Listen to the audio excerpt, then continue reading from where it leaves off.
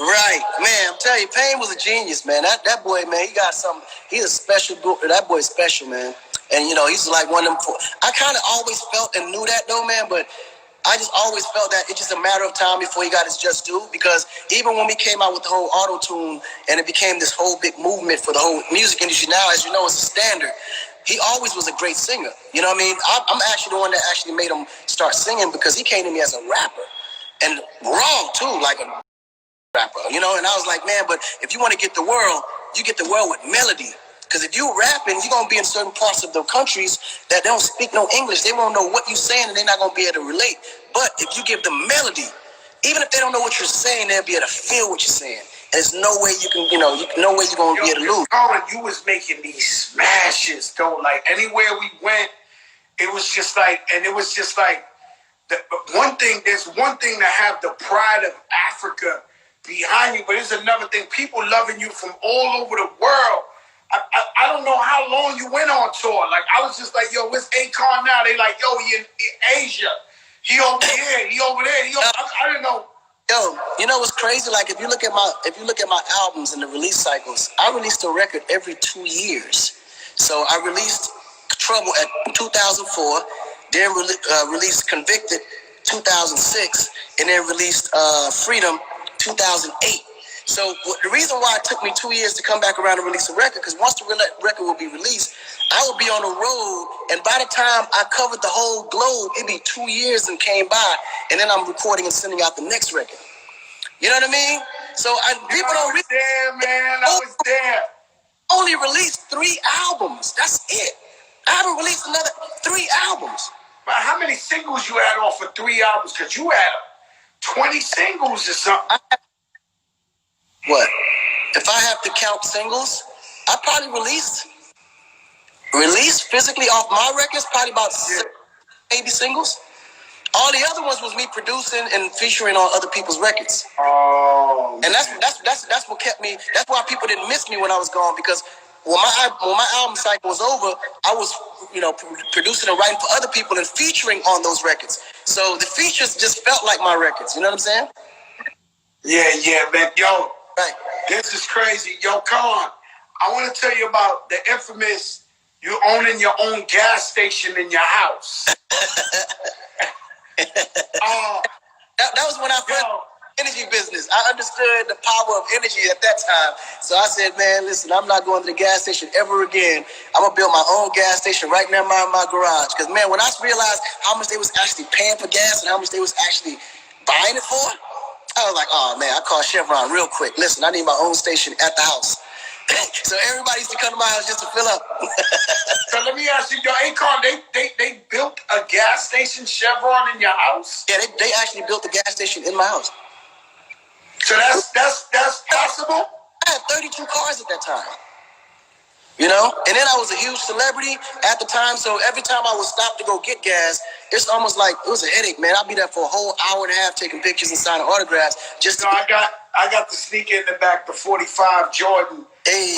Baron, and I've been watching this Last Dance, and when you're watching the life of Michael Jordan, the GOAT, you realize how hard it is just to stay sane when you're that famous. Right. Like the man would go to practice and there's 100 cameras and then stuff he got to do. And by the time he go to the hotel, it's hundreds of people out there. He go in the hotel a couple of hours, come out, hundreds of and I know when I see guys like, now I know, like when I see guys like Michael Jackson or see guys like Kanye, and just this immense pressure to where people can't even go outside and be themselves. And I felt that with you when I was in Africa. I was like, yo, how the hell does this guy do it? But you were that, you walk the streets. Oh, yeah. So I'm like, how do these people, that's overwhelming, man, that type of popularity. And I know in the beginning, it was super overwhelming, but it was fun for me. Because I know where I came from, and I know the situations in the environment that I was in before that. So everybody that came and supported, it was that. Like I really appreciated it from a different place. So I never really understood how entertainers or influencers or celebrities cannot take pictures with their audience, or not take 2 minutes. Shout out my brother Afro B. He's on the check-in. That's that new Africa. Afro B. Yeah, that's Afro my B on the check-in, boy. And name some other African artists that you're looking at now, and you appreciate what they doing for the game. Nah, man, you gotta understand. Like, a lot of people don't really know the story, but back in 2012, I think it was around 2012. I went to Nigeria and I stayed there for a few years, right? Started in 2008 to do my research after I dropped my album. And then shortly after the World Cup in South Africa, I went from the World Cup straight to Nigeria. So I was out there for a minute. And that's where I actually signed Wizkid around that time. At that time, he was super young. He was only 15 years old, and people didn't, at the time, the whole Afro beat scene wasn't really identified. It was just a sound that was becoming something great locally. And then it started to become more Afro pop when they started engaging in the production side of it. Like, we're trying to create more melody and sense in the music, because Fela is like the true Afro beat. And that's just real traditional, real acoustic drums, and like everything is raw and real, right? Whereas on the Afro pop side, it's more like the hip hop R&B with that influence of Afro beat. You follow what I'm saying? So as that started to come on, I remember Davido being in Atlanta, and Davido at the time lived in Atlanta because he was going to school there. So he couldn't really get off as much, but he came back to Nigeria, and within a year, he took off. Started moving. So from that moment, I started to realize, man, this has got to be the next movement for the world, because it's so big, and it's only 2 or 3 people that can actually do it. You know what I'm saying? I knew that my whole life. As I was going to Africa, I knew that was going to cross over and be huge in America. 100%. It had to. And it's something about the African music, even if you don't even know what they saying, bro.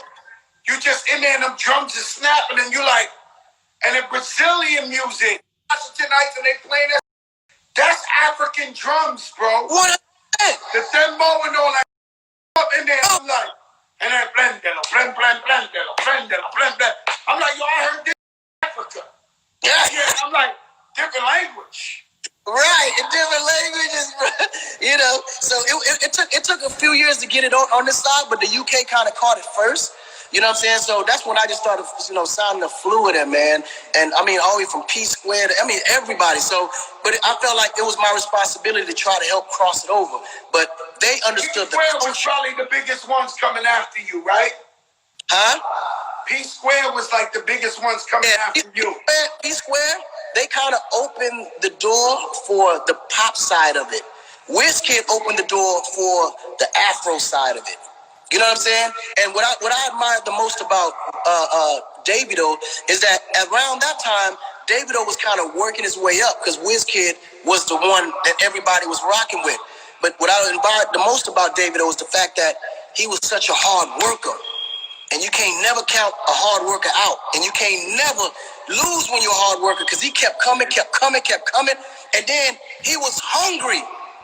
So that's why now, man, when I tell you, Davido has took the game in a whole nother way to even start his own company, start rocking with younger artists and putting them on. So he's kind of representing what I always felt that the game necessarily needed for Africa. You know what I'm saying? I love Burna Boy. Oh no, So now Burna is our generation because he's a little older, so he came speaking the truth. Like, Burna came bringing the older generation lyrically what we needed to hear, but then he did it with the more Fela feeling Afro beat. So he went a little bit less synth and went more Fela Afro beat. So he brought. Let me ask you a question. Right. My favorite African song in the world, besides Mama Africa, I played it before you came, was Magic System. Oh my, that guitar? I'm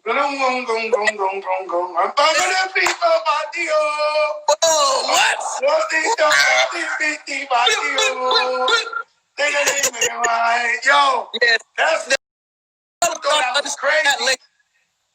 But I think what's happening now is going to make people start exploring more about African music.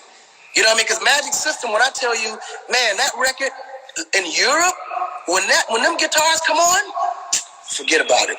It's not even. At the time when I was going to Africa so much, When I got back here, I would get in my car, and the first record played was the Premier Ghoul, the Magic System Premier Ghoul. I would come back.